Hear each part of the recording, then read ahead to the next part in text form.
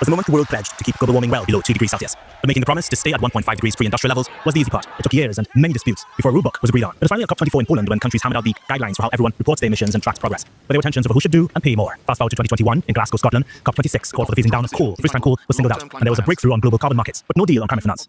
We've had so many disappointments in this process. A year later in Egypt, cop27 made history with the creation of the Loss and Damage Fund, a mechanism to finally help countries after climate disasters. But holding the biggest emitters to account was still a fight. TRT World was at cop28 in Dubai in 2023, where oil and renewable energy lobbyists unwillingly shared the stage. Intense negotiations ended with something never seen before in a COP decision, a commitment to transition away from fossil fuels. But not everyone was happy. It seems that you just gaveled the decisions and the small island developing states were not in the room. And at COP29 in Baku, Azerbaijan, wealthy countries pledged about $300 billion a year by 2055, far below the $1.3 trillion developing nations say is needed to survive. This is an insult to what the convention says. And now COP30 in Brazil, the so-called Amazon COP, and it's the same old fight. When these issues get pushed deep into extra time, everybody loses. Developing nations are still demanding more than $1 trillion annually to scale up their resilience and adaptation capabilities, and for a fund that focuses on helping people when they lose their homes and crops to floods, drought, and extreme heat. Why is climate finance such a divisive issue? It's not divisive. Everybody in the global south, many of the party groupings are already united on this issue. We do think that it's an issue of justice, an issue of climate reparations. They do have the climate debt. And the heat literally is pushing pledges. A group of philanthropies committed $300 million to support climate action.